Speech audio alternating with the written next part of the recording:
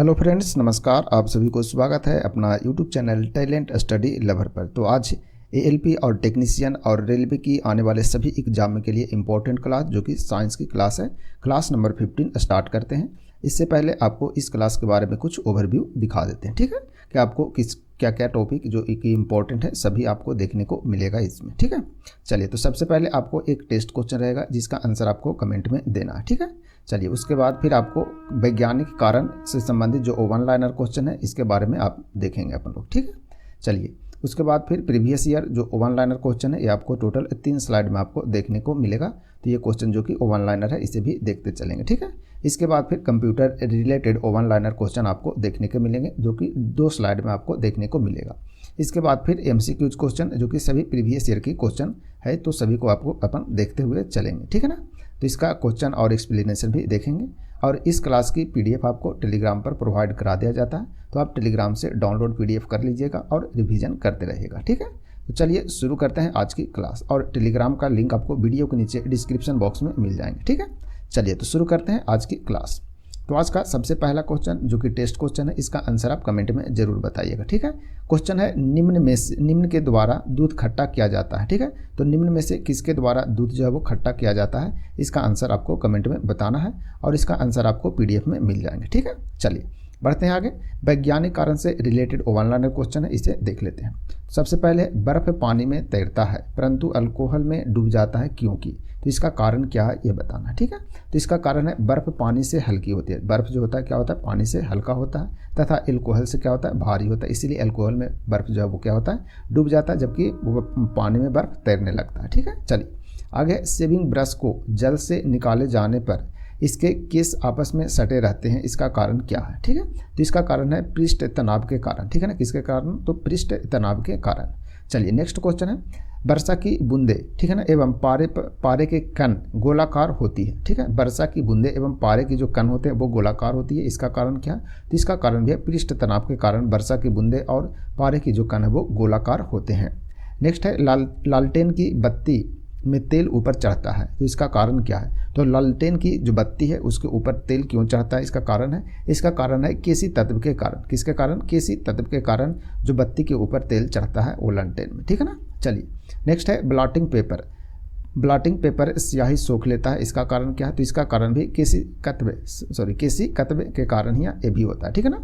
तो blotting paper स्याही सोख लेता है, तो किसके कारण, तो केसी कत्व के कारण यह सोख लेता है। तो ये पॉइंट को भी आप ध्यान रखिएगा। चलिए नेक्स्ट है, कपूर के छोटे छोटे टुकड़े जल की सतह पर नाचते हैं यानी कि तैरते हैं, इसका कारण क्या है, तो इसका कारण है पृष्ठ तनाव के कारण कपूर के छोटे छोटे टुकड़े जो हैं वो क्या होते हैं, जल पर वह तैरते रहते हैं, ठीक है ना। तैरते हैं या नाचते हैं जो भी है, ठीक है। चलिए, तो यह है वैज्ञानिक कारण कुछ वन लाइनर क्वेश्चन था, इसे भी ध्यान रखिएगा, ठीक है। चलिए बढ़ते हैं आगे, देखते हैं प्रीवियस ईयर क्वेश्चन है जो कि सभी वन लाइनर क्वेश्चन, इसके बारे में देख लेते हैं, ठीक है। चलिए सबसे पहले कैंडेला का मात्रक क्या होता है, तो कैंडेला मात्रक है, तो कैंडेला किसका मात्रक है, तो ज्योति तीव्रता का, ठीक है ना। ज्योति तीव्रता का मात्रक क्या होता है, कैंडेला होता है।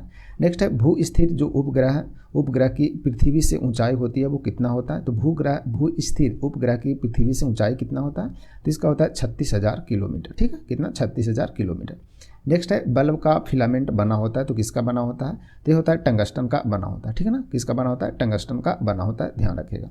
नेक्स्ट है, सूर्य की ऊर्जा का स्रोत है, तो सूर्य की ऊर्जा का स्रोत क्या है, तो नाभिकीय संलयन है, ठीक है। चलिए नेक्स्ट है, रेडियो सक्रियता की माप की जाती है, ठीक है, किससे की जाती है ये बताना, ठीक है। तो रेडियो सक्रियता की माप की जाती है तो मूल काउंटर से, किसके द्वारा, मूलर काउंटर से किया जाता है, ठीक है ना। रेडियो सक्रियता की माप की जाती है मूलर काउंटर से किया जाता है।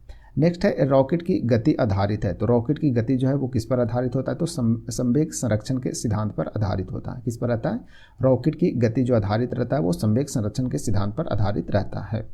आगे है, मूल रंग कहलाते हैं, यानी कि जो मूल रंग होते हैं यानी बेसिक जो रंग होते हैं वो कौन कौन होते हैं, तो नीला, लाल और हरा, ठीक है ना। यही 3 रंग है जो आपका मूल रंग है, इसी से सभी रंग बनते हैं, ठीक है। तो मूल रंग ध्यान रखिएगा, लाल, हरा और नीला होते हैं। नेक्स्ट है, सेक्सटेंट का प्रयोग किया जाता है, तो सेक्सटेंट का प्रयोग किसमें किया जाता है, तो ऊंचाई मापने में किया जाता है, ठीक है ना। सेक्सटेंट का प्रयोग किसमें किया जाता है, तो ऊंचाई मापने में किया जाता है, ठीक है। चलिए नेक्स्ट है, निकट दृष्टि दोष दूर किया जाता है, तो किस लेंस से दूर किया जाता है निकट दृष्टि दोष, तो यह किया जाता है अवतल लेंस का प्रयोग करके निकट दृष्टि दोष जिसे क्या किया जाता है, दूर किया जाता है, ठीक है। चलिए बढ़ते हैं आगे, लेकिन आपको बता दें कि पूरा वीडियो को पूरा जरूर देखिए, क्योंकि आपको बहुत सारे क्वेश्चन इसमें रिवीजन भी होते चलते हैं और बहुत सारे क्वेश्चन आपको क्या होते हैं, नए भी आपको सीखने को मिलता है। ठीक है ना, चलिए बढ़ते हैं आगे नेक्स्ट स्लाइड की ओर। आगे है दीर्घ दृष्टि दोष दूर किया जाता है, तो यह किससे किया जाता है, तो यह उत्तल लेंस का प्रयोग करके किया जाता है। क्या, दीर्घ दृष्टि यानी कि दूर दृष्टि दोष, ठीक है, और निकट दृष्टि दोष किससे, अवतल लेंस के द्वारा। ठीक है, चलिए आगे परमाणु बम का सिद्धांत आधारित है, तो परमाणु बम जो कार्य करता है वो नाभिकीय विखंडन पर करता है, जबकि हाइड्रोजन बम जो कार्य करता है वो नाभिकीय संलयन पर कार्य करता है। आगे है बिजली के बल्ब में मुख्यतः प्रयोग होता है, तो बिजली के बल्ब में कौन सा गैस का जो प्रयोग होता है, तो ये होता है अक्रिय गैस का प्रयोग होता है। किसका होता है, अक्रिय गैस का प्रयोग होता है। नेक्स्ट है ध्वनि का वेग सर्वाधिक होता है, तो ध्वनि का वेग सर्वाधिक होता है किसमें, ठोस में सर्वाधिक होता है, जैसे कि लोहा, इसमें क्या लोहा ठोस है तो इसमें सर्वाधिक होता है। ठीक है, चलिए नेक्स्ट है आपका ध्वनि की गति धीमी होती है, तो ध्वनि की गति धीमी किसमें होती है, तो हवा में धीमी होती है, किसमें, हवा में। ठीक है, चलिए नेक्स्ट है ऊर्जा का एसआई मात्रक क्या होता है, तो ऊर्जा का एसआई मात्रक जूल है। ठीक है, आगे हाइड्रोजन बम आधारित है, तो नाभिकीय संलयन के सिद्धांत पर हाइड्रोजन बम आधारित होता है। आगे आया था ना ऊपर में परमाणु बम, तो परमाणु बम नाभिकीय विखंडन और हाइड्रोजन बम नाभिकीय संलयन पर आधारित होता है। नेक्स्ट है जल का सर्वाधिक शुद्ध रूप है, तो जल जो होता है वो सर्वाधिक शुद्ध रूप जल कौन सा होता है, तो वर्षा का जल जो होता है वो सर्वाधिक शुद्ध होता है। नेक्स्ट है ग्रीन हाउस प्रभाव गैस है, ठीक है ना, तो यानी कि ग्रीन हाउस प्रभाव गैस कौन है, तो इसका क्या बोलते हैं, इसे कार्बन डाइऑक्साइड बोलते हैं, CO2 बोलते हैं। ठीक है ना, यानी कि CO2 गैस है, उसे ही ग्रीन हाउस गैस भी बोलते हैं। नेक्स्ट है दाढ़ी बनाने तथा आँख, नाक, कान की जांच में प्रयोग होता है, तो कौन सा दर्पण का प्रयोग किया जाता है, तो इसका राइट आंसर है अवतल दर्पण का प्रयोग होता है। किसका प्रयोग होता है, अवतल दर्पण का प्रयोग किया जाता है। ठीक है, चलिए बढ़ते हैं आगे। आगे है नाभिकीय विखंडन में प्रयुक्त होता है, तो नाभिकीय विखंडन में किसका क्या प्रयुक्त होता है, तो यूरेनियम का प्रयुक्त होता है, यानी कि यूरेनियम का प्रयोग किया जाता है किसमें, नाभिकीय विखंडन में। नेक्स्ट है आपका चंद्रमा पर गुरुत्वीय त्वरण का मान पृथ्वी के मान का कितना होता है, तो 1/6 भाग होता है। कितना होता है, 1/6 भाग होता है। नेक्स्ट है द्रव अवस्था में पाए जाने वाला धातु है जिसका नाम क्या है, तो उसका पारा नाम है। ठीक है ना, तो द्रव अवस्था में पाए जाने वाला जो धातु है उसे क्या बोलते हैं, पारा बोलते हैं। ठीक है, चलिए आगे है सुराही का पानी। ठीक है ना, सुराही में जो पानी रखते हैं वो ठंडा होता है, तो क्यों होता है, तो बाष्पीकरण के कारण होता है। किसके कारण, बाष्पीकरण के कारण सुराही का पानी जो होता है वो क्या होता है, ठंडा होता है। तो ये था वन लाइनर क्वेश्चन जो कि सभी इंपॉर्टेंट था, आप इसे रिवीजन जरूर करते रहिएगा। ठीक है, चलिए बढ़ते हैं आगे। कंप्यूटर रिलेटेड जो वन लाइनर क्वेश्चन है इसे देख लेते हैं। ठीक है, चलिए सबसे पहले है इंटरनेट की शुरुआत हुआ था 1995 में। कब हुआ था, इंटरनेट की शुरुआत 1995 में हुई थी। आगे है विश्व का प्रथम सुपर कंप्यूटर क्रे K1S, ठीक है ना, 1978 में बना था। तो कौन बना था, क्रे K1S, ठीक है ना, इसका नाम है ये, और कब बना था, 1978 में, इसे ध्यान रखिएगा। आगे है WWW जिसका पूर्ण रूप होता है वर्ल्ड वाइड वेब के आविष्कारक कौन थे, तो टिम बिनर्स ली के द्वारा किया गया था। ठीक है ना, तो टिम बिनर्स ली के द्वारा किया गया था, कब, 1989-90 के आसपास में किया गया था। ठीक है, चलिए नेक्स्ट है विश्व में सर्वाधिक कंप्यूटर वाला देश कौन है, तो संयुक्त राज्य अमेरिका यानी कि USA। ठीक है ना, विश्व में सर्वाधिक कंप्यूटर वाला देश है। नेक्स्ट है इंटरनेट का प्रयोग सबसे पहले अमेरिका के रक्षा अनुसंधान में हुआ था। ठीक है ना, तो इंटरनेट का सबसे पहले जो प्रयोग हुआ था वो कहाँ हुआ था, तो अमेरिका के रक्षा अनुसंधान में किया गया था। नेक्स्ट है कंप्यूटर विज्ञान में PhD करने वाले प्रथम भारतीय कौन है, तो ये है डॉक्टर राज रेड्डी। ठीक है ना, तो कंप्यूटर विज्ञान में सबसे पहले भारत के PhD करने वाले कौन है, तो डॉक्टर राज रेड्डी है, इंपॉर्टेंट है, ध्यान रखिएगा। नेक्स्ट है बर्ड स्टार में प्रति लाइन कितने अक्षर प्रदर्शित होते हैं, तो 65 होते हैं। ठीक है, चलिए आगे है सर्वप्रथम आधुनिक कंप्यूटर की खोज कब हुआ था, 1946 ईस्वी में हुआ था। नेक्स्ट बढ़ते हैं, नेक्स्ट स्लाइड है आपका। आगे है देश में नई कंप्यूटर नीति की घोषणा हुई थी 1984 में। कब हुआ था, 1984 में देश में नई कंप्यूटर नीति घोषणा 1984 में की गई थी। आगे है भारत का पहला कंप्यूटर, ठीक है ना, 1952 में कोलकाता में भारतीय सांख्यिकी संस्थान में लगाया गया था। कहाँ लगाया गया था, भारतीय सांख्यिकी संस्थान में लगाया गया था भारत में पहला कंप्यूटर 1952 ईस्वी में। नेक्स्ट है भारत में प्रथम इलेक्ट्रॉनिक कंप्यूटर, ठीक है ना, 1956 ईस्वी में ISI कोलकाता में स्थापित किया गया। कहाँ किया गया, ISI कोलकाता में स्थापित किया गया। नेक्स्ट है चुंबकीय डिस्क पर आयरन ऑक्साइड की परत होती है। ठीक है ना, तो याद रखिएगा चुंबकीय डिस्क पर किसका परत होता है, तो आयरन ऑक्साइड का होता है। नेक्स्ट है Y2K समस्या से प्रभावित विश्व का एकमात्र देश जाम्बिया है। कौन है? तो जाम्बिया। ठीक है, तो Y2K जो समस्या वो किससे संबंधित है? तो कंप्यूटर से संबंधित है और इससे प्रभावित विश्व का एकमात्र देश कौन है? तो जाम्बिया है। ठीक है, चलिए नेक्स्ट है भारतीय जनता पार्टी भारत की ऐसी पहली पार्टी है जिसने इंटरनेट पर अपना पहला वेबसाइट बनाया था। यानी कि अपना जो वेबसाइट बनाया था वो कौन बनाया था? तो भारतीय जनता पार्टी के द्वारा बनाया गया था। ठीक है, तो भारतीय जनता पार्टी यानी बीजेपी भारत की पहली ऐसी पार्टी है जिसने इंटरनेट पर अपना वेबसाइट बनाया था। ठीक है, ध्यान रखिएगा।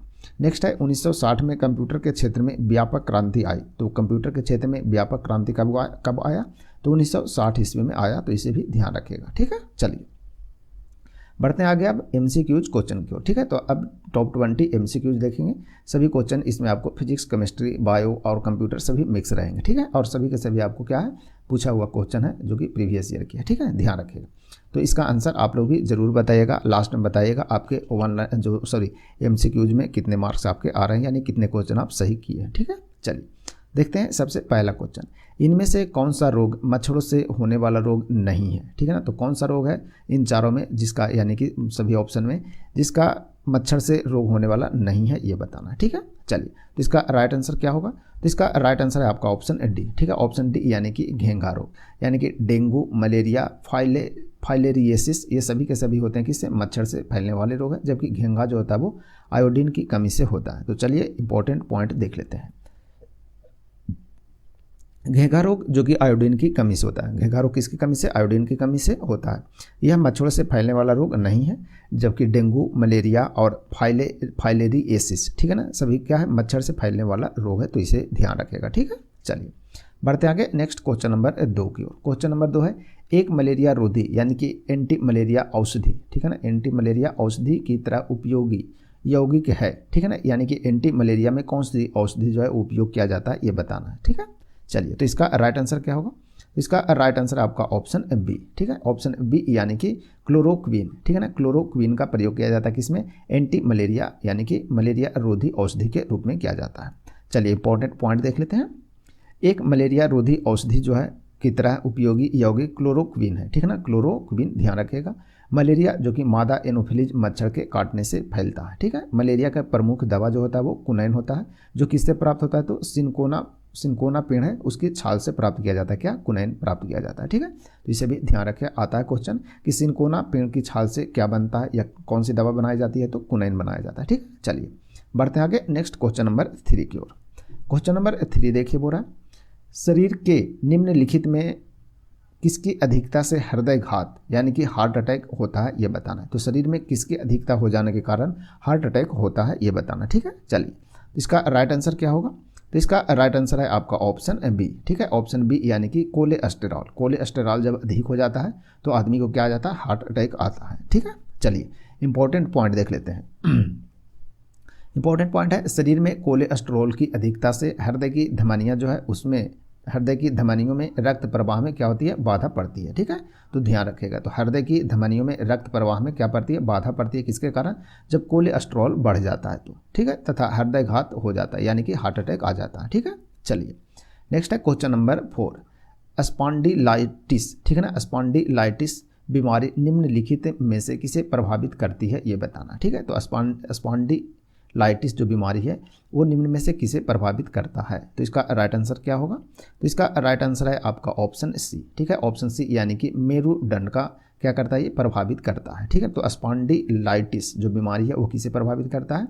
तो शरीर में मेरुदंड को यह प्रभावित करता है। ठीक है, चलिए देखते हैं इंपॉर्टेंट पॉइंट।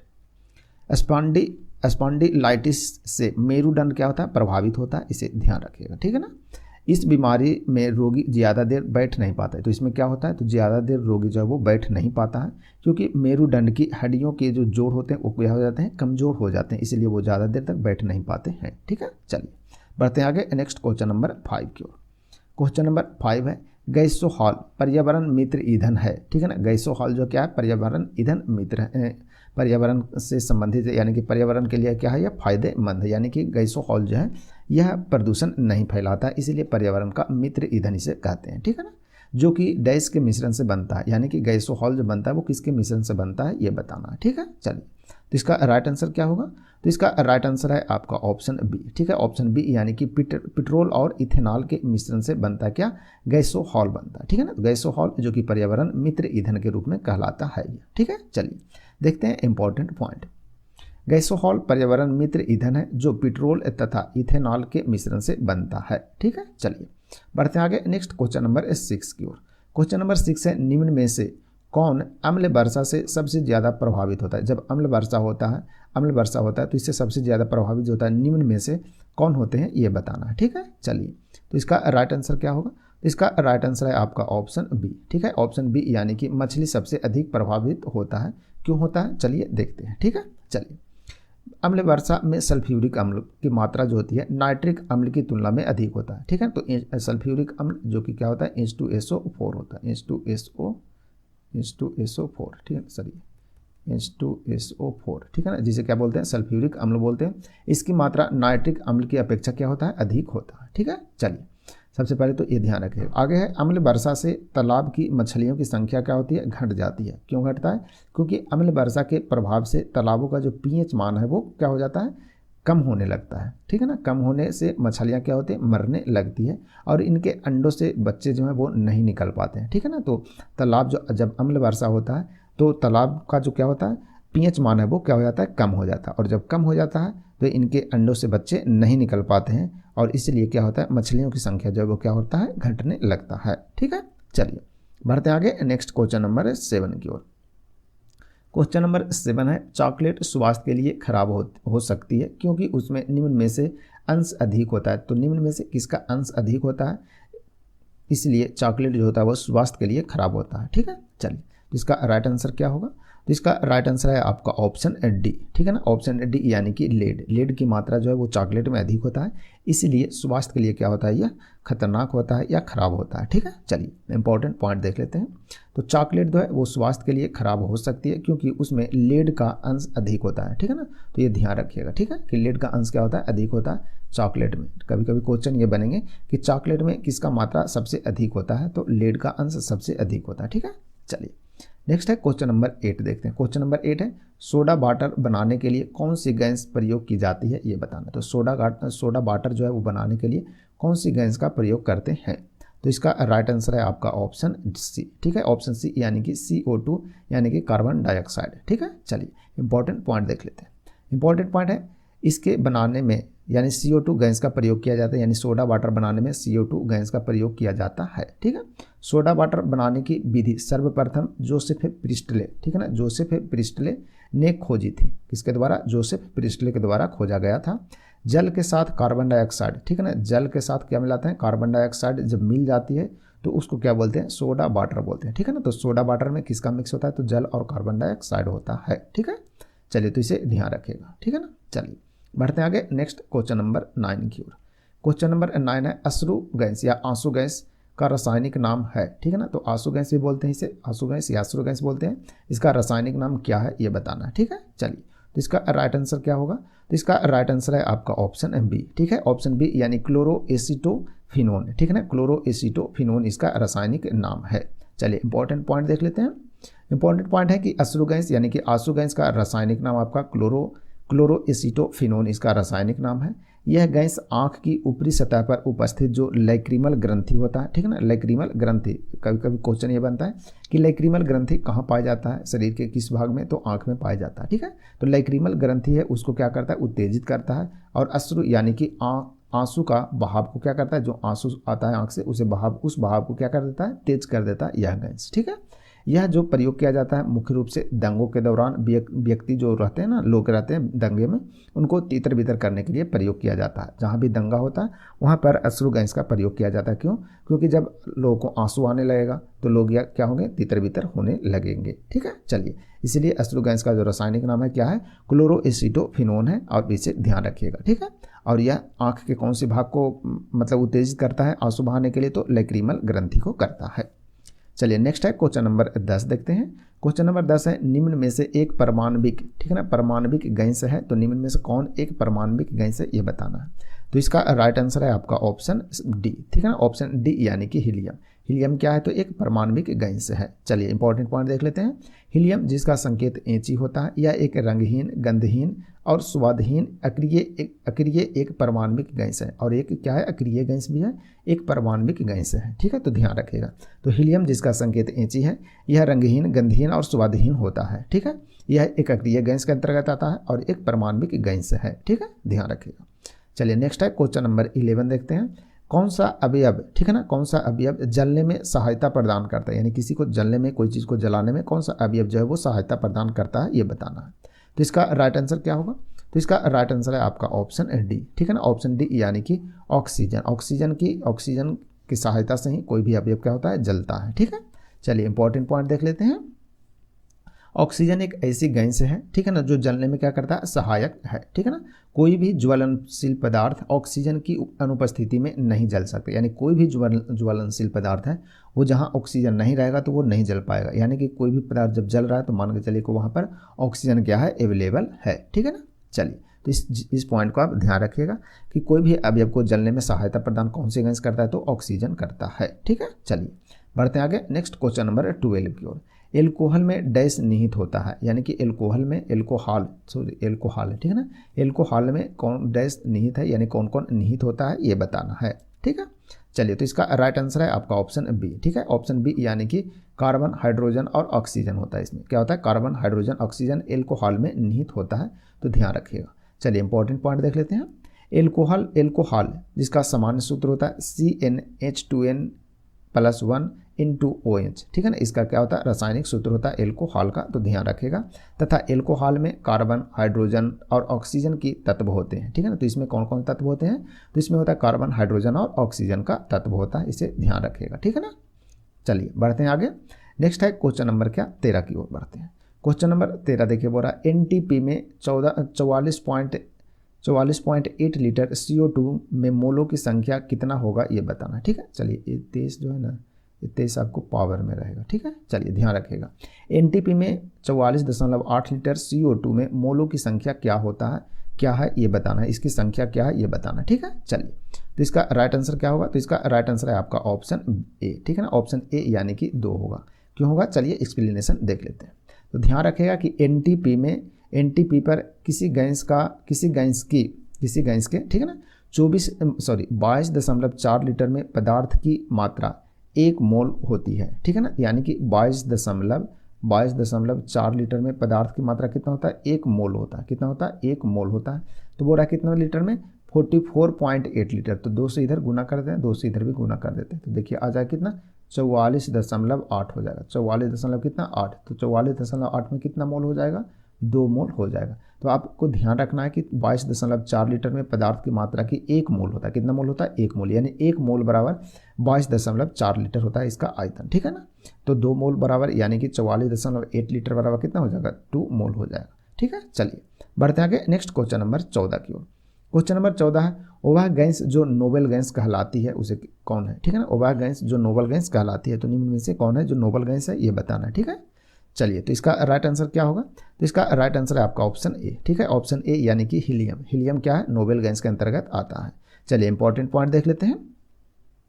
इंपॉर्टेंट पॉइंट है, शून्य वर्ग के तत्व रासायनिक दृष्टि से क्या होते हैं, निष्क्रिय होते हैं। तो शून्य वर्ग के जो तत्व होते हैं वो क्या होते हैं, निष्क्रिय होते हैं। ठीक है ना, ये पॉइंट तो आप ध्यान रखिएगा। उसका आगे है, जिससे इन तत्वों को क्या बोलते हैं, अक्रिय गैस या उत्कृष्ट गैस, जिसे इंग्लिश में नोबेल गैस कहते हैं। तो अक्रिय गैस, नोबेल गैस, ठीक है ना, या इनर्ट गैस, ये सभी के सभी एक ही नाम है, तो इसे आप ध्यान रखिएगा। ठीक है, बस नाम चेंज करेगा, कहीं कहीं मान के चले बोल देगा निम्न में कौन अक्रिय गैस है, कौन उत्कृष्ट गैस है, कौन नोबेल गैस है, इस प्रकार के पूछते रहते हैं क्वेश्चन घुमा के। ठीक है, चलिए ये तो ध्यान रखिएगा। उसके आगे है, निम्न अक्रिय गैसें हैं कौन कौन है, तो टोटल 6 अक्रिय गैस है। टोटल कितने हैं, 6 हैं। ठीक है, सबसे पहले हीलियम जिसका संकेत एची है, उसके बाद है नियान जिसका संकेत होता है एनी, तीसरा है आर्गन AR, ठीक है, क्रिप्टान KR, ठीक है ना, krypton KR, argon AR, जेनान XE और रेडान RN होता है। ठीक है, तो ये 6 आपको अक्रिय गैस है यानी कि नोबेल गैस है, आप सभी को ध्यान रखिएगा क्या क्या, हीलियम, नियान, आर्गन, क्रिप्टान, जेनान और रेडान। ठीक है, तो सभी के सभी आपको ध्यान रखना है, 1-2 बार रिवीजन जरूर कीजिएगा इसे। ठीक है, तो ध्यान में आ जाएगा। चलिए बढ़ते आगे नेक्स्ट क्वेश्चन नंबर 15 की ओर।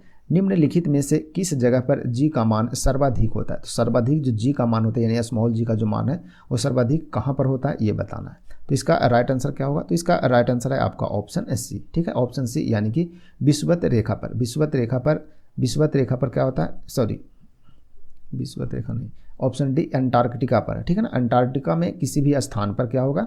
सर्वाधिक होगा। अंटार्कटिका कहने का मतलब क्या? ध्रुव पर। ठीक है ना, ध्रुव पर सर्वाधिक होता है। स्मॉल जी का जो मान होता है वो सर्वाधिक कहाँ होता है? ध्रुव पर होता है। जबकि विषुवत रेखा पर क्या होता है? सबसे कम होता है। ठीक है ना, सबसे कम होता है। कहाँ होता है? तो यह विषुवत रेखा पर सबसे कम होता है। चलिए इंपॉर्टेंट पॉइंट देख लेते हैं। ठीक है, चलिए तो स्मॉल जी का मान सबसे अधिक जो होता है कहाँ होता है? ध्रुव पर। ध्रुव पर, ठीक है ना, ध्रुव पर यानी कि अंटार्कटिका में किसी भी स्थान पर। तो अंटार्कटिका जो है क्या? ध्रुव के साइड में पड़ता है यानी कि बिल्कुल किनारे में पड़ता है। ठीक है ना, पृथ्वी के, इसलिए ध्रुव पर सबसे अधिक होता है। ठीक है, तो एक घुमा के क्वेश्चन पूछा है थोड़ा सा, ध्रुव डायरेक्ट न दे करके अंटार्कटिका में किसी भी स्थान पर ऑप्शन दिया है। ठीक है ना, तो इसे ध्यान रखिएगा, कहीं कहीं ध्रुव भी ऑप्शन रहेगा तो आप ध्रुव देखिएगा वहाँ। ठीक है, तो सबसे अधिक जो जी का मान होता है कहाँ होता है? ध्रुव पर होता है। इसका न्यूनतम मान विषुवत रेखा पर होता है। और विषुवत रेखा पर जो मान होता है यानी कि पृथ्वी के बीचों बीच जो विषुवत रेखा है ना, उस पर जो इसका मान होता है क्या होता है? सबसे कम होता है। और सबसे किनारे में जो होता है ना, ध्रुव होता है, पृथ्वी के सबसे लास्ट छोर होता है, तो वहाँ सबसे अधिक होता है जी का मान है। ठीक है, चलिए पृथ्वी के घूर्णन गति बढ़ने पर जी का मान कम होता है। तो ये भी पॉइंट को आप ध्यान रखें कि जब पृथ्वी का जो घूर्णन गति अभी नॉर्मल जो घूम रहा है पृथ्वी, उससे यदि पृथ्वी की घूर्णन गति यदि बढ़ जाता है तो जी का मान क्या हो जाएगा? कम हो जाएगा। और यदि घूर्णन गति घट जाता है तो जी का मान क्या हो जाएगा? बढ़ जाएगा, यानी कि उल्टा होता है। ठीक है ना, उल्टा नहीं मतलब याद रखने की याद रखने के संभावना से आप इसे ध्यान रख सकते हैं। ठीक है, कि जब पृथ्वी का घूर्णन बढ़ता है तो जी का मान कम होता है, और जब घूर्णन कम होता है तो इसका जी का मान जो है क्या होता है? बढ़ जाता है। तो इस प्रकार से आप इसे ध्यान रखेंगे। और नॉर्मल में यदि पृथ्वी नॉर्मल जैसे घूम रही है उसी तरह से घूमते रहे तो अधिक जो मान होता है जी का वो ध्रुव पर अधिक होता है और विषुवत रेखा पर सबसे कम होता है। ठीक है, तो ध्यान रखिएगा इसे। चलिए बढ़ते हैं आगे, नेक्स्ट क्वेश्चन नंबर 16 की ओर।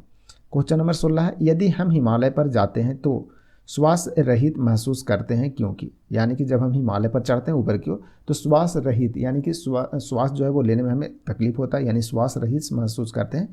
तो क्यों करते हैं ये बताना है। ठीक है, चलिए तो इसका राइट आंसर क्या होगा? तो इसका राइट आंसर है आपका ऑप्शन ए। ठीक है ना, ऑप्शन ए यानी कि पहाड़ों पर वायु का जो घनत्व होता है या क्या होता है? बहुत कम है, इसलिए ऑक्सीजन की मात्रा कम होती है। और जब ऑक्सीजन की मात्रा कम होगी तो हम श्वास रहित महसूस करेंगे। ठीक है ना, चलिए तो इंपॉर्टेंट पॉइंट देख लेते हैं। पहाड़ों पर वायु का घनत्व क्या होता है? बहुत कम हो जाता है। जैसे जैसे पहाड़ के ऊपर चढ़ते जाएंगे तो वायु का जो घनत्व हो जाता है वो क्या हो जाता है? कम हो जाता है। और वहाँ पर ऑक्सीजन की मात्रा काफ़ी कम होती है, इसीलिए पहाड़ पर जाने पर मनुष्य क्या महसूस करता है? श्वास रहित महसूस करता है। क्या महसूस करता है? श्वास रहित। ठीक है, चलिए बढ़ते हैं आगे, नेक्स्ट क्वेश्चन नंबर 17 की ओर। क्वेश्चन नंबर 17, कंप्यूटर के सभी मशीनरी तथा उपकरण को कहा जाता है। तो क्या कहा जाता है? तो कंप्यूटर के सभी मशीनरी तथा उपकरण को क्या कहते हैं? तो इसका राइट आंसर क्या है? तो इसका राइट आंसर है आपका ऑप्शन ए। ठीक है ना, ऑप्शन ए यानी कि हार्डवेयर कहते हैं। क्या कहते हैं उसे? हार्डवेयर कहते हैं। ठीक है, चलिए देखते हैं इंपॉर्टेंट पॉइंट, कंप्यूटर और कंप्यूटर से जुड़े, एक मिनट,